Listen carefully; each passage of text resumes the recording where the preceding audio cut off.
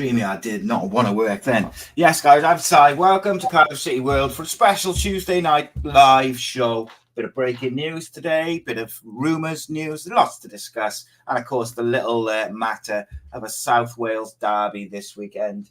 And I'm delighted to be joined by a new face. Always like a new face on the channel, but very happy to be joined by Mr. Jamie Anderson. How are you, my friend? I'm good, mate. How are you doing? Very good, mate. Very good. It's weird, right? Because I am generally I'm quite grumpy. I'm quite pessimistic and negative, I suppose some people would say, but I'm certainly grumpy. But I'm really optimistic about Cardiff season. I've been impressed with the business we've done. I'm impressed with what I've heard, and I'm impressed with potentially what we're going to get at, move on as well. And I think long term, or even just in terms of this season, it's all for the good of the football team and the good of the club. But I think people have just got to relax a little bit. There's 2 games we played, and half of the new signings haven't played yet. We talked about yesterday how some people were saying, should we be questioning the recruitment team because they're signing players who aren't fit? But it's if you get an opportunity to sign an El Ghazi or a Robertson and it's in your budget, you've got to do it.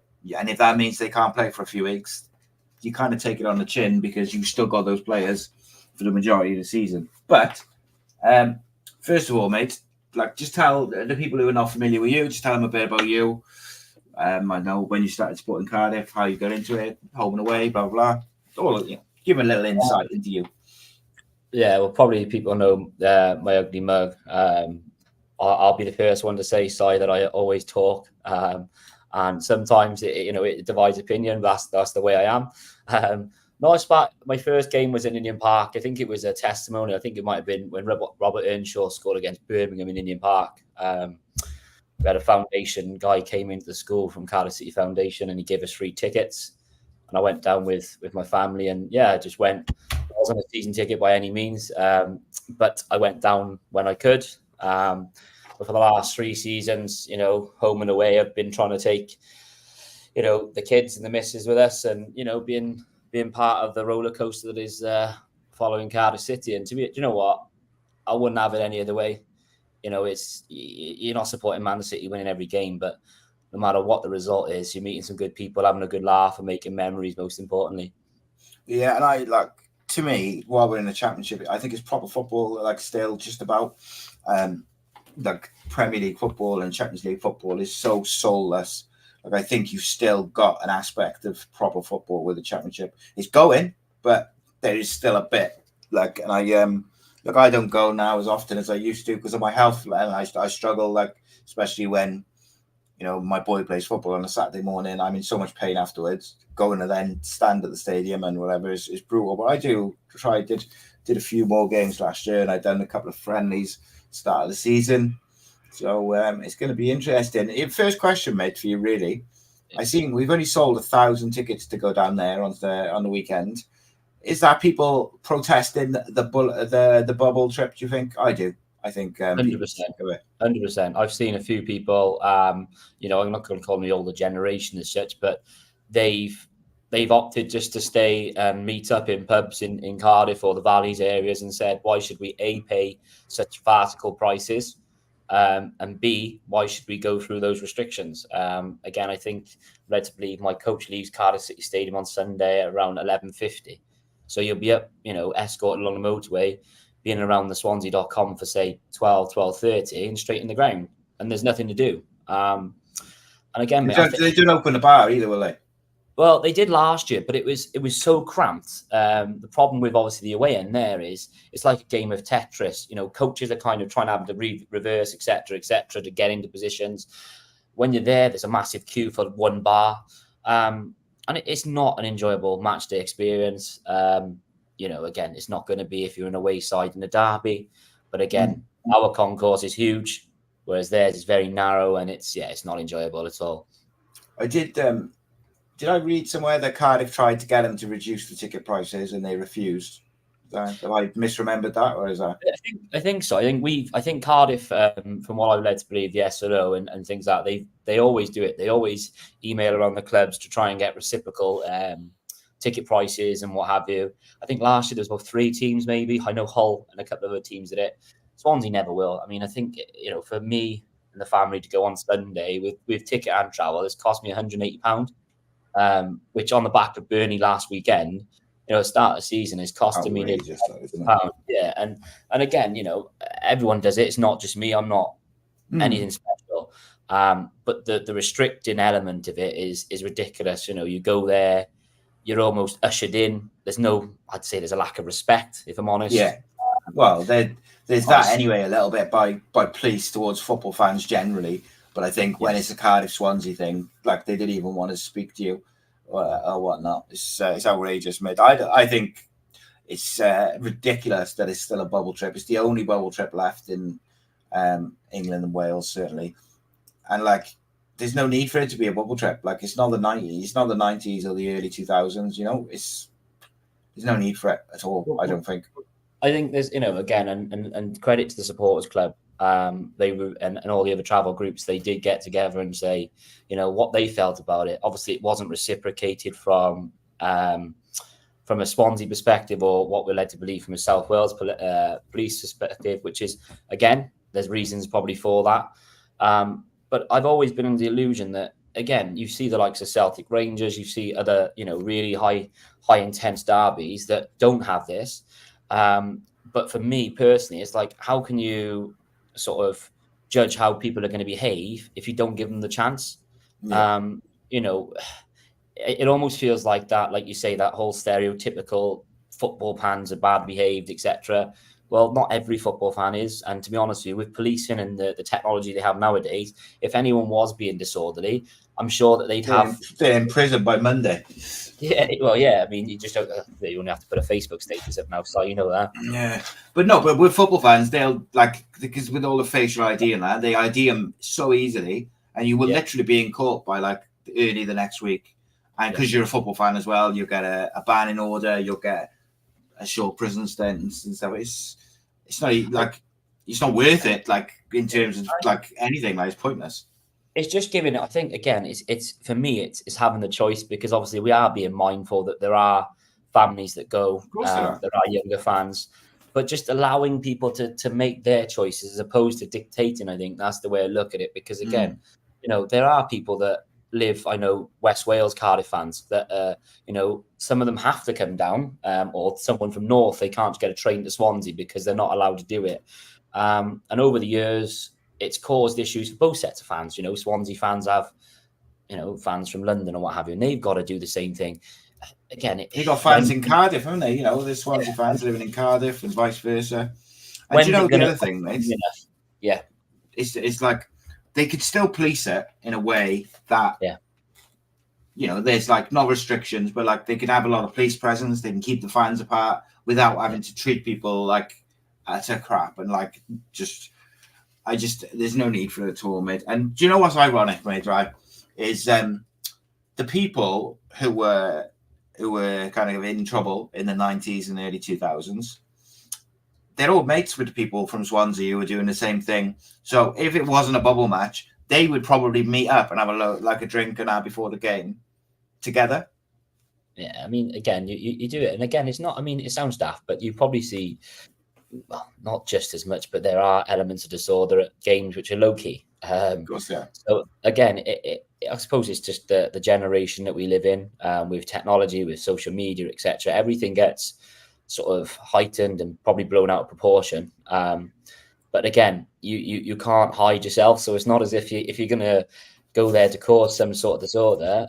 Then, like you said, within probably 24 to 48 hours, you'll have a knock on your door and you'll get yourself in trouble. So, yeah, I suppose it's one of those ones, isn't it? Yeah, like Reese is saying there in the comments, he says that he's got to come down from Port Talbot to Cardiff to get a coach back to Swansea and then get a coach back to Cardiff and drive back to Port Talbot. It's like, that's so stupid. But another point he makes there, he says, like, let's be honest, South Wales Police they charge for a full day of policing. Yeah. Maybe they don't want to give it up because it helps their budget. I don't know. On the fact of budgets, mate, it looks like Cardiff's budget or bank balance is going to grow slightly this week. Certainly looks like Matt McGuinness is on his way, and I think Perry NG will also be moving shortly. One thing I've been impressed with, right, is regardless of how I would have liked to have kept Matt McGuinness, but one thing I've been really impressed with this year is that one of my biggest criticisms of the football club over the last probably 10 years is we're very reactive. So, like, we'll sack a manager and then we'll go, right, who should we get? It's never, we're getting rid of this manager because we want this manager. Or if we sell someone, we've got a replacement. So when I saw the reports of McKenna maybe coming in for McGuinness a few weeks ago before, we kind of hijacked his deal, he indicated, I think, that he wanted to come, but he didn't want to wait, which is understandable. So obviously he went to Spain. But the point being is that we were preparing for the possibility that if McGuinness went, we were going to get McKenna in straight away. And same as today, we've got Darland in. Looks like Fish is coming in as well. And I just think, to me, right, I do understand we haven't spent a lot of money, but you've also got to understand, like, Callum Chambers didn't come down here for free. I know he did technically come down here, but he's not coming down here for free. Like, he would have had a little lump sum and he gets his wages. Free transfers aren't just free. They do cost money and they go into PSR and things like this. Obviously, these funds will help. We've also got to give Arsenal a big chunk of the McGuinness deal. So that comes into it. But how do you feel about the window and the general business we've done? Would you have liked to see anything different? Anyone go out or in or whatever? And also then, how do you feel about the McGuinness, NG, Darland, Fish merry-go-round? Well, obviously McGuinness now, in the last, half hour or so, has been announced as Luton. I've been away, so it was official. So that's not long ago. So, so again, rumoured fees with all that. Great financially for the club. I think we'll all be Luton fans this year to an extent, hoping they get up to the Premiership, because obviously Premier League we'll get that money. It'll be the biggest add-on if he goes up this year, won't it? In regards to in regards to NG, I don't think he started the season particularly well. And towards the end of last season, was his mind sort of swung by rumours, possible? I don't know. But if someone come in with a, say £3 million or whatever, I think we'd probably take that. Again, he was a signing that we bought in for, was it free or next to nothing from Crew? So PSR perspective, again, it's another green, it's another positive, I suppose. From our business bringing in, I think there's been some smart signings. Al Ghazi, it is frustrating, of course, and I'll say it myself, that he isn't fit and he's not ready to go straight away, because you want all your new signings to go straight away, don't you? Especially when you know that he's probably one of the missing pieces now that we need right now. But the rest of them are brilliant. I think Fish is really good. Watching him at Hibs last year, when I watched a bit of the Scottish football, he looked really, really mature for his age. And he's come through the Man United Academy. So again, almost like Ollie Denham did, sort of thing. A good sort of thing. Did David Hughes give him a push in the back to say, hey, Cardiff's not a bad place? Who knows? I like Chambers. I really do. But obviously now with Dharma coming in today, what do we do at the back? Are we going 3 centre-backs? Are we going to drop Gutas, who's probably been our not going to say worst performance, but, someone who hasn't played particularly great in the last 2 games? I have got a quick question about Gutas. So last year, Gutas started when he first signed, and he looked really shaky at the beginning of his tenure. And then Errol Bullitt switched him and McGuinness around. So McGuinness was left and Gutas was right. And almost instantly, Gutas looked like a different player, and then you saw a bit more from him and better. And then now, because McGuinness hasn't been playing, he's reverted back to Gutas on the left, and immediately it looks disastrous. And I'm confused. Like, I understand, McGuinness is not playing, so he needs to play someone there. But I'm confused why he's chosen to go back on his own decision and put Gutas there. You could play Joe Bagan there. You could play, play Chambers there. I'm sure Chambers would be more secure there. But and Darland, by all accounts, can play left centre back. So that's obviously straight away, if he's going to keep the same system, that's a good sign. Something you said about playing three at the back. I think one thing is fair to say is that Chambers, Fish, and Darland haven't signed for Cardiff City to sit on the bench. No. So either one of them is going to play on the right. I think you mentioned, like Paul Abandonado had said on social media, that Will Fish is going to play right back. I actually hope that's not the case. I actually hope that we do switch to three, because I think the way Errol Bullitt wants to play, the most effective way to get the best out of the squad would be play three at the back in Darland, Chambers, and Fish. Play K Pacquiao or Conte, like a young, pacey wing back. That by playing him a wing back, you take the pressure off him a little bit defensively. Whereas if they, full back is a bit much. And then on the left, you can have O'Dowda, maybe Giles. I wouldn't be against either, or Bagan. And then you can have Robertson alongside Siopis. Robertson as your box to box. Siopis just does the destroying. And then I would have Willock. And so, say for this weekend, I'd have Willock and Colwell behind Kanga, Robinson, whoever. Obviously, you've got Isaac Davis and people to come back. Because that system then also suits Ramsey, El Ghazi, also suits Rawls, also suits, all these other players who we've got to come back. They all suit that system. And I think by having that sort of four in midfield almost, our possession, we can still create the overloads in the press in the central areas, which he likes. We have a lot of width and pace, which I think we lack, but it also will stop the inverted wingers cramping the space of your Ruben Colwells and your Ramseys and that, because I think that's an issue. So I think it addresses a lot of issues rather than just putting Will Fish or Callum Chambers at right back, which I don't think either one is. That's not their best position, should we say? Yeah, and again, it's you can see the way Errol Bullitt wants to play. I mean, he tells everybody, doesn't he? Again, you never really hear managers go, "Yes, I'm playing inverted wingers. I'm going to get this player to do that." So you wouldn't need an analyst to work out how we're going to play. But like going back to say Saturday's game up in Burnley, we were really, really good. We switch play, and like you said, when you have those players who almost aren't stepping on each other's toes and crowding the midfield, and they're actually going wide, we can cause problems for people. Like you said there, it's a shame, that we've picked out Gutas as unfortunately the one who hasn't been playing as good, because ultimately, like you said, he's not left-footed, and it's hard for him, but he did dive in. I think he went walkabout, didn't he? He just disappeared over to the left-hand side. And I just think for myself, like you look at each goal from the weekend, they were avoidable goals, which were like Callum O'Dowda could have went in and smashed the guy on the halfway line when he's playing high left, but he opted to leave his foot out. And it's like these little, say 10% things are going against us at the minute. But when they click, and if they do, hopefully they do sooner rather than later, I think we'll be all right. And I know, like Reese and a couple of people said previously, like we'd never look good with three at the back, but you're talking about a completely different back line. We finally got a number 8 to play in the midfield, and I'm not talking in a traditional like 3-5-2 or 5-3-2. It's more of like a box midfield with 2 number 10s, because I think that way you get the best out of Willock and Colwell. But you also got to create something and get in behind for Robinson or Kanga or whoever that is. I'm going to be really fascinated by the team he picks on Saturday, because I think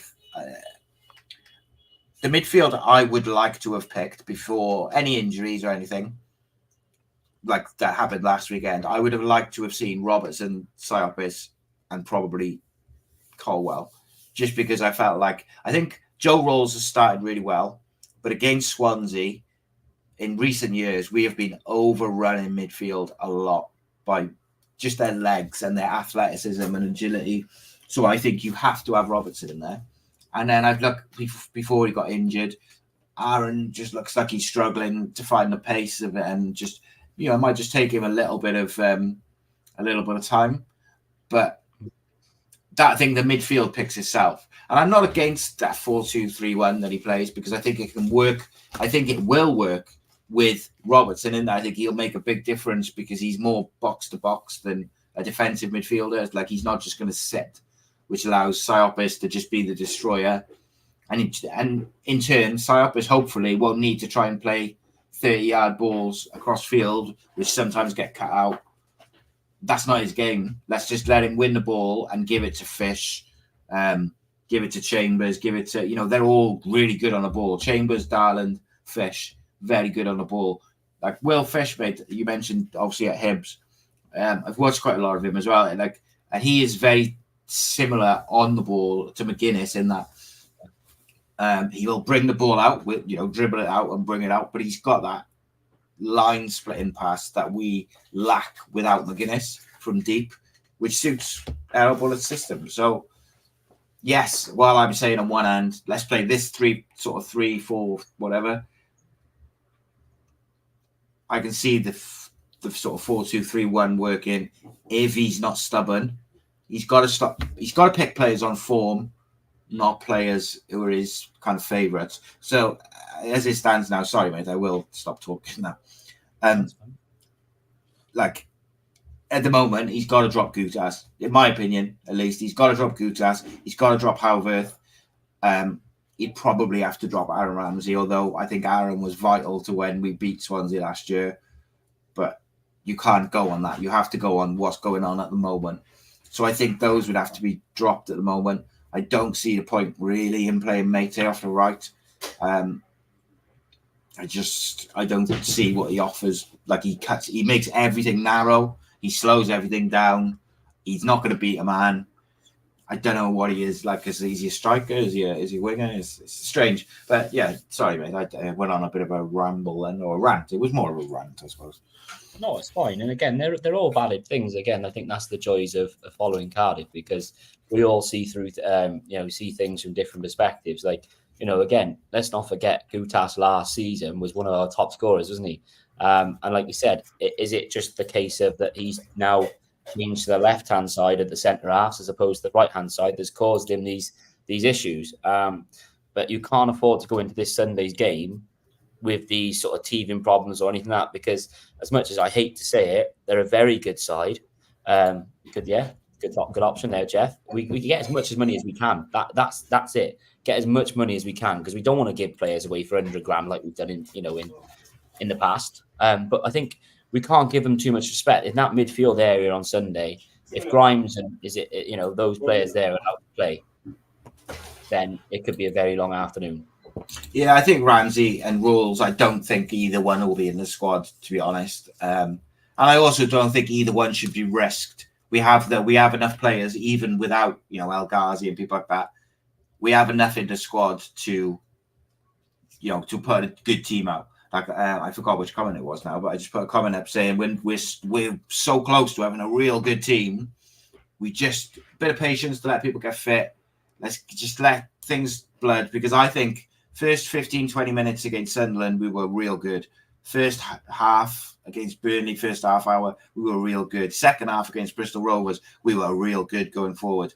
Like, it's getting there. Like, just let's see. And look, I agree with you with Swansea. On one hand, I think Swansea are, they're a good footballing team, but also I think they're not where they were, in the Martinez era and the Laudrup era, and they're nowhere near that. They're beatable, and in fact, everyone in the championship is beatable on that day, which is the joys of it. So yeah, it is what it is. I just want to answer this quick question. Sorry, Holt said, "Did you say NG's off?" What we said was that it's strongly rumoured that he's off for like 3.5 million or so plus add-on. It is plus add-ons. So like, whilst I get what Jeff was saying about it's 3.5, whatever. I think it's good because again, with getting McGuinness for the rumored up to 10 million, etc. I think it shows that, and I hope anyway, that we're not giving players away for like we did before, for next to nothing, because that's been a downfall of the club for years gone by. That's We why sell terribly, don't we? Sorry. yeah, and I know that's right. And again, there are players there that you see at other clubs who probably aren't as good or haven't performed as well as some of our players who go for much more money than what ours do, almost because it offsets wages or so on and so forth. So hopefully that's a change from a board level, that they're not just giving players away for the sake of giving them away. They're actually holding out for decent fees. And like Jeff said, if we can get 5 million or whatever it may be for a Perry NG, I think we'll all be laughing with that. So Lewis has just asked the question. He says, if NG goes, do you think we need another right back? Obviously, we'll caveat it with Paul Abandonado posted earlier that the plan is for Will Fish to play right back. Again, I'm not massively fussed on that idea. Not because I don't think Will Fish is capable of it. He is most definitely capable of being a good right back, as is Callum Chambers. But I think the three of them are very good centre backs. And we've got like some real options. My opinion on should we get another right back is no, because my opinion is that I think we should go to three at the back and we should play the young fullbacks as wing backs with O'Dowda. And, maybe we get someone on loan who's a bit more experienced just in case. But that's just me. Like, I want to see these young boys given a chance because I think Conte is so composed and quality. Pacquiao special. Louis Giles is crossing is like what we need. So, but I know people say, they're young. Would you buy another right back, mate, if it was on you? If Perry NG goes, obviously. Yeah, and I think obviously we've got to get rid of, this Romeo situation sorted as well, God, yeah. because that feels like a cloud that's, obviously legalities, etc. of that. But again, like I've seen a bits of Capaccio from watching him in the 21s and then obviously watching how he played against Bristol Rovers, especially. When the game opens up, he's brilliant going forward. He's direct. He goes at the players. And again, that's a good thing. Is he what I'd say is championship ready? Possibly not. But then we saw, Mr. Conte that gave, was it Kyle Walker-Peters? He gave him inside out in that game against Southampton. So he's got some qualities there. It's a hard one. I think it depends on the formation you play as to whether you sort of go with these younger boys if you're playing out and out wing backs. If not, do you need someone a bit more experienced there? Maybe use one of the loan spots, because I think we've only used one out of 5 or match day spots that we've used so far. So yeah. There's a couple of real good young fullbacks which are available on loan as well. United have got a good left back, Harry Amas, and Liverpool have got one as well, and I think he's a right back. So we've got loan spots which we could utilize. I think I agree with you. Like, I think Conte is a bit more composed on the ball. He's 2-footed as well, which I think makes a massive difference. Yeah. But he can play right back, left back, centre midfield, wing. So I think it would be. I do think I said this the other week. I think it's madness to send Conte out on loan because he's so versatile. He's the perfect player to have on the bench because he can cover like a load of positions. But I think Conte will be on loan. If obviously again, it's not like we're advocating for Perry NG to be sold or anything like that. If we want Perry NG to be that Perry NG that puts the gloves on, scores 30-yard free kicks, and is being the quote dirty. I'm not going to swear. They say the quote of his name last year, but the one that is not afraid to leave his foot in on somebody, because that was what made him last year. Was one of our best player. But at the minute, at the start of the season, I think he's maybe collectively defensively, but he's not been at that level that we need him to be. And if someone were to come in with a decent bid for him based off what they saw last year, then I think we'd definitely have to explore it. Yeah, it's and you kind of have to balance the books as well. And like people forget, like we're in a lot of debt. Like, so what I'm happy, I'm the same as you, mind. I'm happy to see that where we've got like a couple of, McGuinness is a young central defender, good ball playing central defender, and we held out for decent money for him instead of just taking that what was it, 4 million bid or whatever the initial bid was. Because years ago, that's what we would have done. We'd have snapped their hands off. I believe, I can't say with 100% certainty, but I know it was discussed a few weeks back, but they were trying to get a sell-on clause in there as well. So if he does go on and, get better again, and a bigger club comes in again and takes him off Luton, then maybe we'll get a cut of that as well. I don't know if they did that in the end. Obviously, I wasn't privy to those conversations, but I know it was something that was kind of discussed at least. So be interesting. I know a few people saying we should have got Cody Dramer. We didn't. And will we regret it? I still think I stand by, and I will keep banging the drum. I think, what's the point? Why are we going to go and get, we go and get Harry Amas, just as an example, from Man United on loan. He's only 18. And yes, he's very, very, very good. But maybe if you play Louis Giles for 10, 15 games this year, he will go on to that level because he's played regular men's football. Same with Capaccio. He's so highly rated, clearly very good going forward. Does he need to improve a bit defensively? Yeah, probably. But if you're playing with wing backs, that takes that pressure off. And what do we need? Pace and energy. So, I get it. People won't all will agree, but I just think it's high time. We got this crop of youngsters coming through. It's high time we start playing them. Not saying start them every week, just play them. But they've signed their pro contracts as well. So by giving them minutes and giving them exposure to showcase their skills, it'll benefit the club, because ultimately, maybe in a year's time, Louis Giles, there may be a bid for, say, £3 million, whatever it may be, because they've got their pro contracts. If they were taken, say, a year ago, we wouldn't get hardly anything, because obviously, we're only a Cat 2 club. But again, the snippets we've seen, I think they're really, really good. And again, yes, unfortunately, we've got Southampton in the Carabao Cup, because these are the games where they really do show themselves. And as you've seen with Louis Giles and Capaccio against Bristol Rovers, they gave a really good account themselves. So they can do it. It's just allowing them to doing it. But again, results are what we need. And is it detrimental to these youngsters when results aren't necessarily going as we need them to be? There's another aspect of it. I think one of the reasons Bullock didn't play the youngsters as early as everybody wanted last year was because he felt like he was playing for his job. So even though we were safe and we couldn't get in the playoffs, or it was very unlikely, he still felt like he had to win games. So he didn't want to risk the youngsters. So I kind of get that.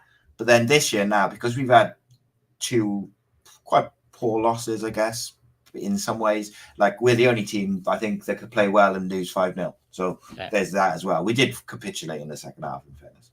But so there's a bit of pressure on him, isn't there? In terms of he needs to turn it around. But I think most realistic ones in us looked at the fixtures and said, Jesus, we could go into the first 5 games. We might not have a point. But I hope that we can stick with it, because I still say, even if we've got no points after 5 games, I still say we'll be there or thereabouts at the end of the season, because I think once he gets all these players in and we start playing and we get a bit of momentum, it'll all be on the up. We started well last year and we fell off a cliff. Maybe it's going to be the other way around this year. It's a long season, isn't it? Again, it's only two of 46.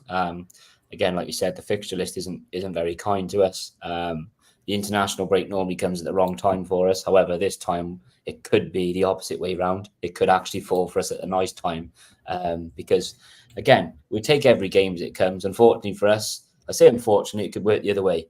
We've got this horrible game now on Sunday, where anything can go. It's only the 3rd game of the season.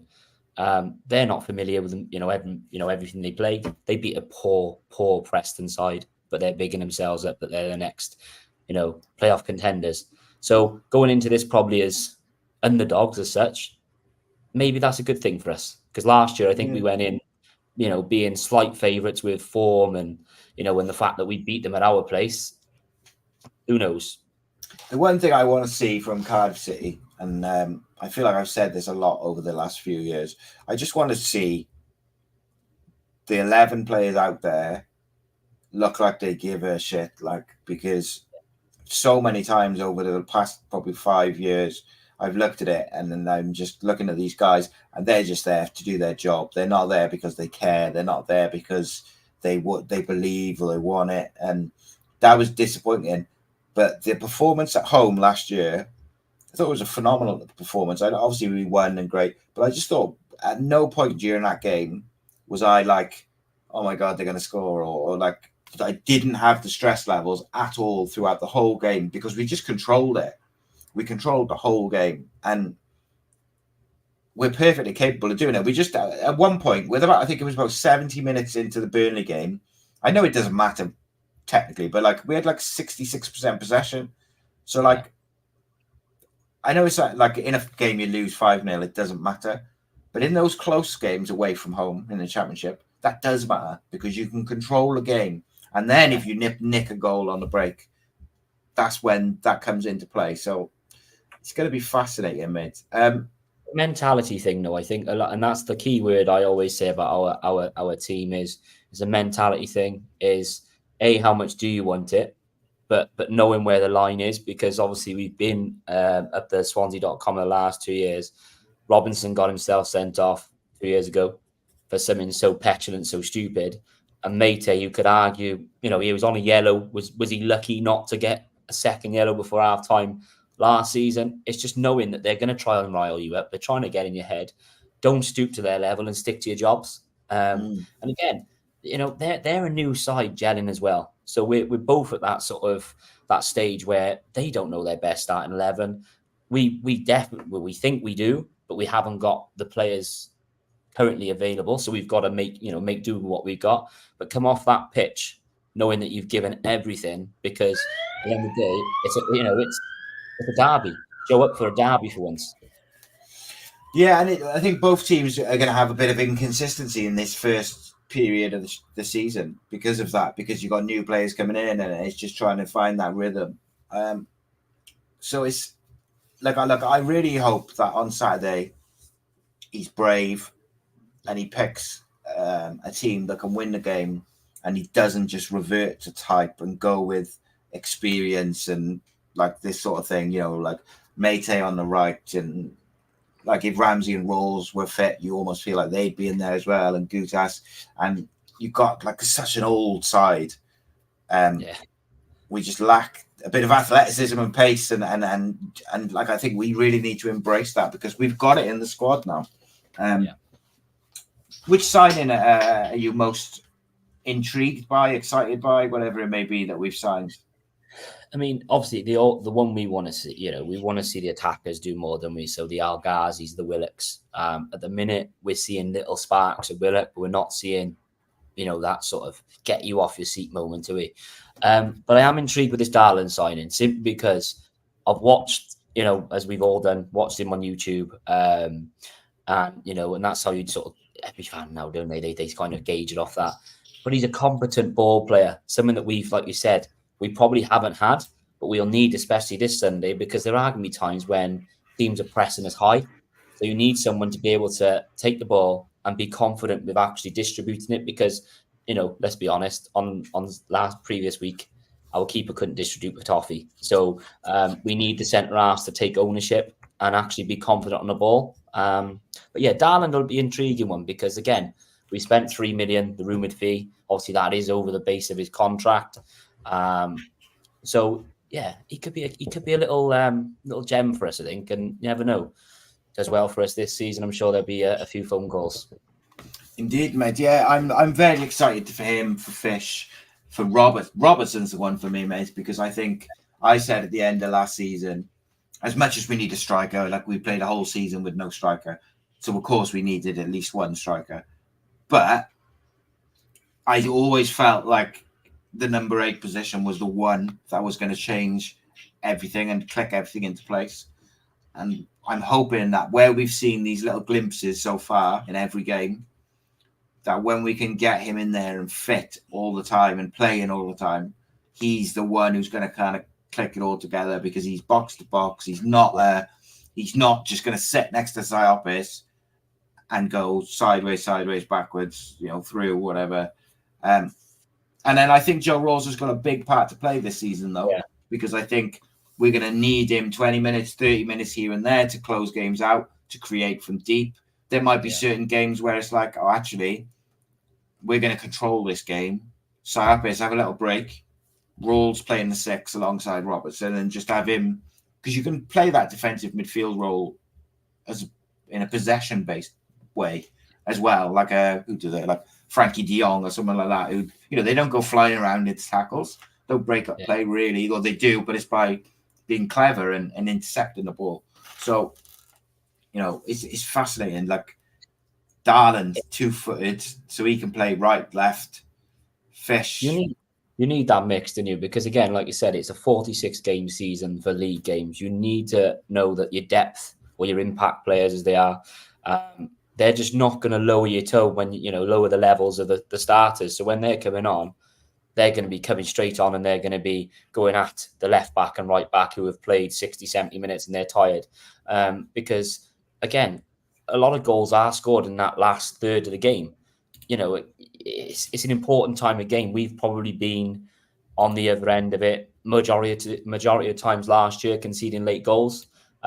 Yes, we did enjoy the Preston away. I certainly did.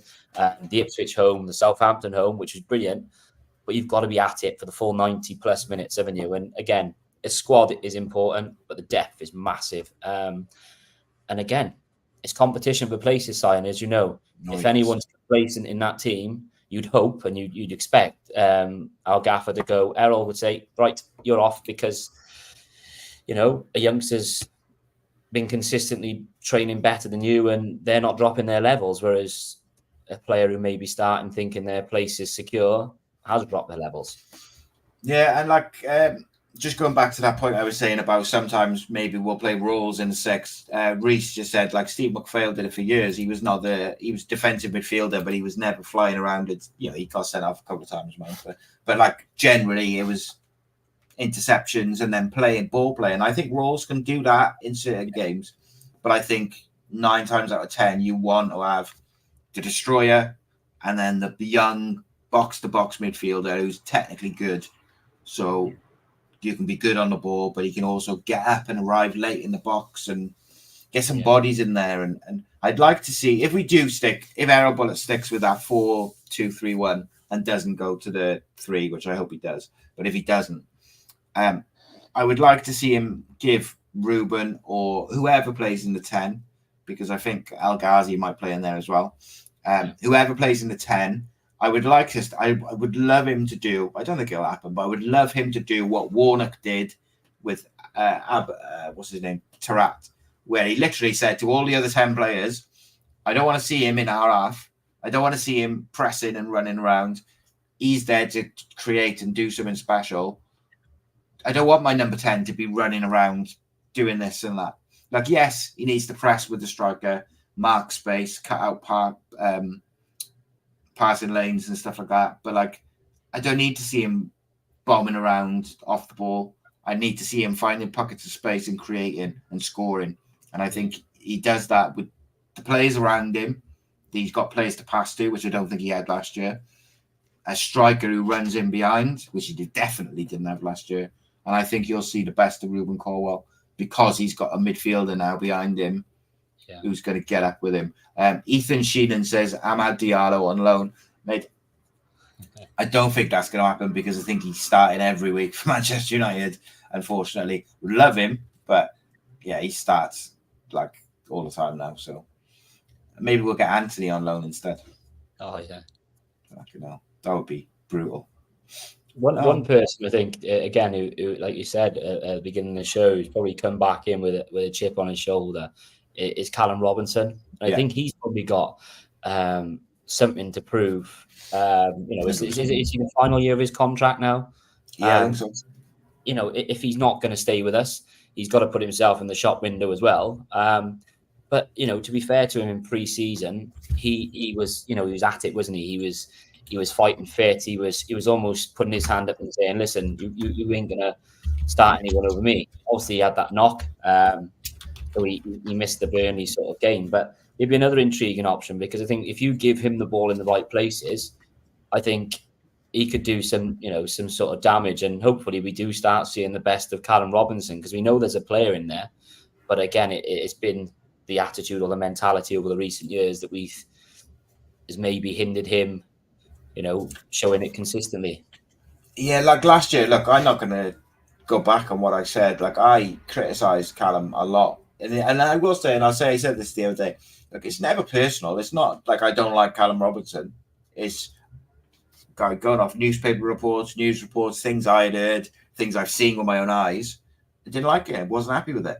And I thought he was disrespecting the club, the manager, and I thought he was undermining the manager. However, he's not the only one.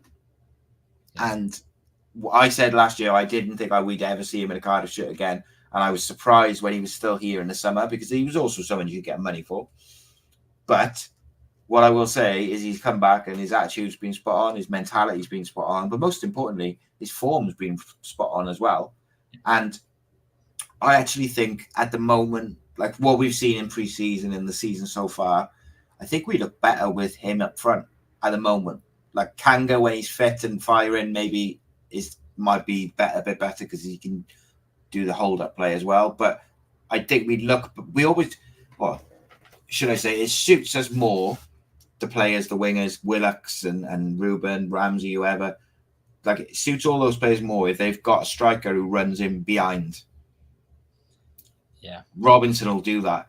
Whereas last year, Tete, he doesn't do that. And you've got no options. And what happened last year a lot is Ruben will be running sort of towards the edge of the box, and Tete's running towards him, and the wingers are cutting in towards him. So all they're doing is closing space, and none of them are an option to pass to. And it's kind of like, and then people groan at Ruben because he hasn't passed the ball. But it's like, so then in a notice in pre-season then, actually it was the first half against Bristol Rovers. A few people on social media were like, "Oh, he's always gone backwards," but it's because he was going forward and he didn't have an option to pass to.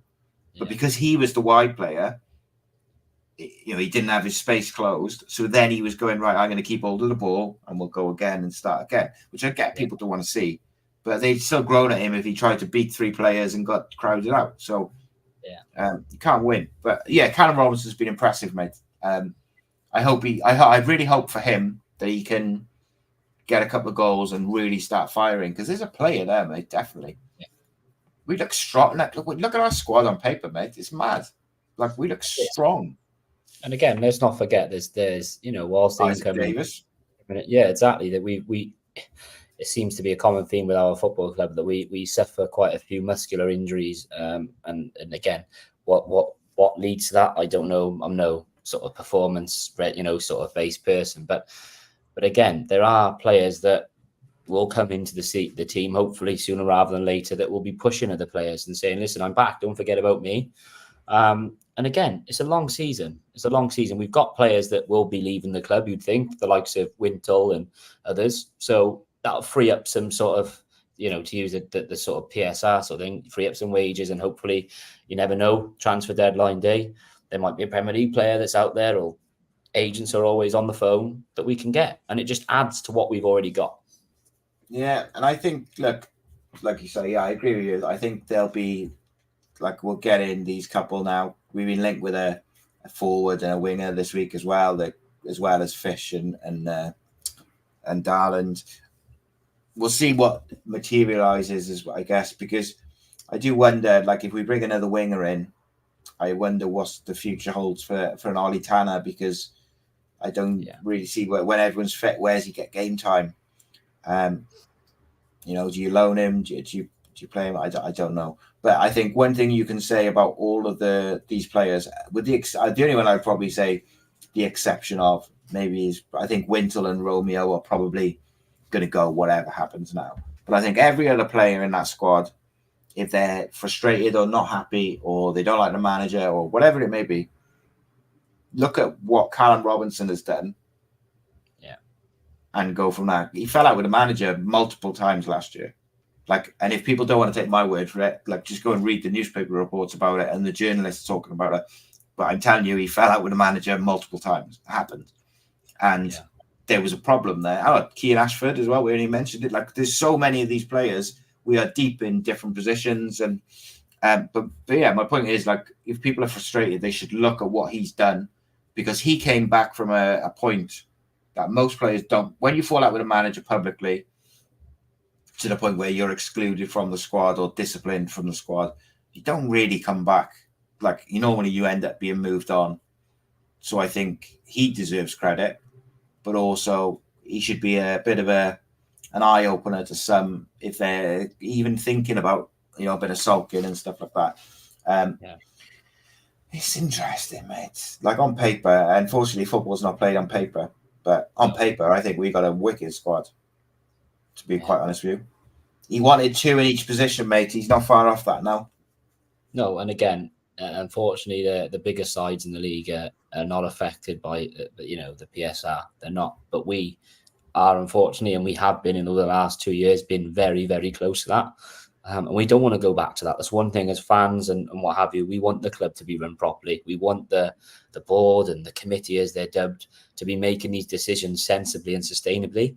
And again, would we want to get a superstar player on 50, 60 grand a week?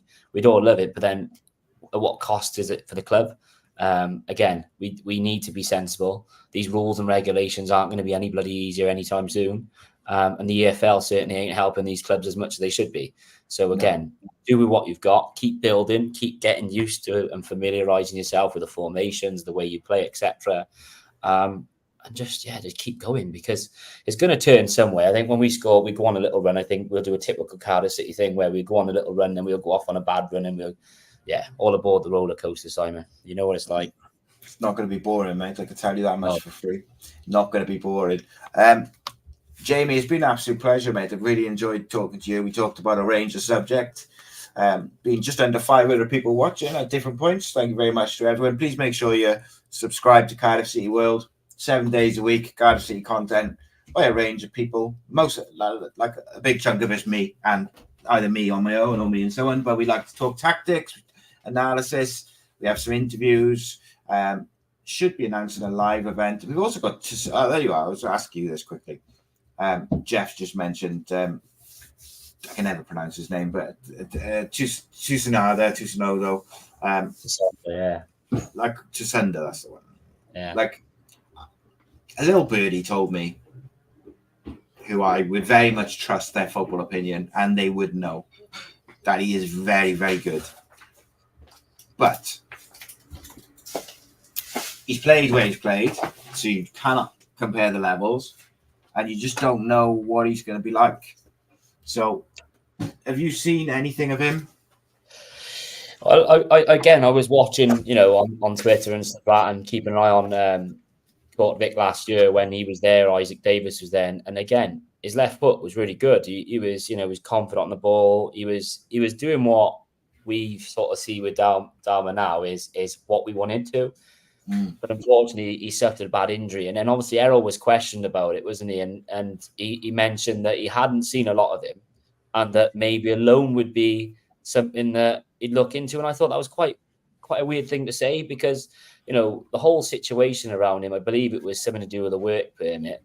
I thought at the time, hang on, why are we the only sort of side that signed an Asian player that has struggled to obtain a work permit that he's had to be loaned out, when Coventry, Swansea have signed, an Asian player this year, and they've all slotted straight into the first team. So at the time, I was thinking, is it more of a sort of a commercial signing? I was thinking a lot of people were saying, is it a commercial signing? Is it a transfer committee signing that they've identified him and said that he's a prospect? Right, he's intriguing, and again, he's acclimatizing himself to South Wales, living in Cardiff and stuff. We just hope he gets back quicker than is probably projected, I suppose. Yeah, he's 24 years old, isn't he? Or 25, and left-footed. Played left back, left centre back, but he's all he's obviously played in the J League and stuff. But he's also represented Japan, I think, up to under 21s or 20s. So like he's gone up through the age groups in that, and Japan are not what they were years ago. They're technically good teams these days. Yeah. And I think if he's representing an international level, you'd think he's up to a certain standard. Yeah. So yeah, it's an interesting one. Look, I welcome all opinions from everybody, as long as you're not like a knob about it. It's all good. And people disagree with me all the time. There's regulars in with the shows who disagree with me. They don't think we should play 3 at the back, or they disagree with my assessment of certain players. What I won't do is I won't clickbait stuff, and I won't make up stuff, and I won't make up headlines and things like that. I've never done it. I'm not going to do it. And I've done it. It's been to the detriment of me as well. Like, I could have clickbaited a few things, when I've interviewed people and stuff, and made it what it wasn't, but it's not my style. I will allow it to speak for itself, and if people like it, they like it. If they don't, they don't. It's football, though, Simon. I think this is the whole point. Like, it makes a match day is when you're traveling to games, or when you're in the stands together. You gain friendships, you gain familiarity with everyone. And again, football is the reason why we love it, because everyone has an opinion on it. We're all as passionate as anyone else. We want Cardiff to do great, but I may see the game different to yourself. Some people may be more sort of tactically more knowledgeable than others. But again, we always think, I think a lot of us as fans with our hearts more than our heads at times in stands. I certainly do, because I am very emotional in the stand. I'll admit I talk crap, and that, again, that's the way I am, Simon. I always have been. But all I want is us to do well. And I think eventually things will come good. But how much time is time? I don't know. But it's, like I said, it's going to be a long season. That's why we love the Championship. And yeah, it's going to be fun one, mate, I think. Final question then to finish us off. Is Errol Bullitt the man to take Cardiff City back to where they should be, whatever that looks like? I'm going to say yes. I think he's got the right ideas, but it's like that word you said earlier on, stubborn. I think at times he can be a bit, maybe it's just him. It's his way or the highway. That's fine. But stop waiting until 60 minutes sometimes to bloody make a substitution, act sometimes. I'd like to say yes, because at the end of the day, we've had too many managers that have lasted less than 12 months, and then we're back building new players. So I just want to see a manager in to build something and actually try and carry out the plan that they've set out. So yeah, I'll just say yes. Yeah, I'm still on the Bullet train, mate. So I think I don't know. Will I be there till the wheels come off? I don't know. But at the moment, I'm definitely on the Bullet train, because I can see what he's trying to build. He stabilized us last year, but I think I can see like patterns of play and things that I can see what he's trying to do. Like, he's trying to create overloads in the middle, and we'll see. Quick prediction for Saturday, mate, Sunday. Oh, I said, horrible, isn't it? Yeah, it is. I mean, we're going in my opinion, as underdogs, and off recent years going up there, I'm not feeling confident. I would bite hand off for a draw now. I've said 1-1 to one of the Swansea people I know. So yeah, I'll take a 1-1 draw. Yeah. We'll have our preview on Friday. Tomorrow night we've got a flower hour where Matt and Rob will be talking South Wales Derby. Obviously, a lot of this week is South Wales Derby build-up. I got a video out. I got a couple of videos out this week, later in the week. Me and Pan are live Thursday as well. We'll get Pan's view on. And me and Pan, we literally, we call it the debate, because me and him do not agree. But it's good. It's good. We have good conversations, and but I'm always right. That's the thing we need to all remember. Now, Jamie, it's been a pleasure, mate. Thank you very much for coming on. Hopefully we'll see you fairly regularly. Hopefully, maybe. Cheers. You're welcome back anytime, mate. You are. Cheers, nice one, guys. Thank you very much for watching. Please spread the word about Cardiff City World. Make sure you're subscribed on YouTube. But spread the word, basically. If you've got Cardiff City mates, tell them we're on all podcast platforms. So every single day they'll be put out content. The only thing we don't put on the podcast platforms is the vlogs, which is obviously match day vlogs. Everything else, 10-minute videos, the hour-long live shows, the interviews, it's all on podcast platforms. Spread the word, because if you like Cardiff City and you like talking about it and listening about it and all the rest of it, it's the place to be. But in the meantime, we bid you farewell. Boys will be back tomorrow with a flower hour. Nice one.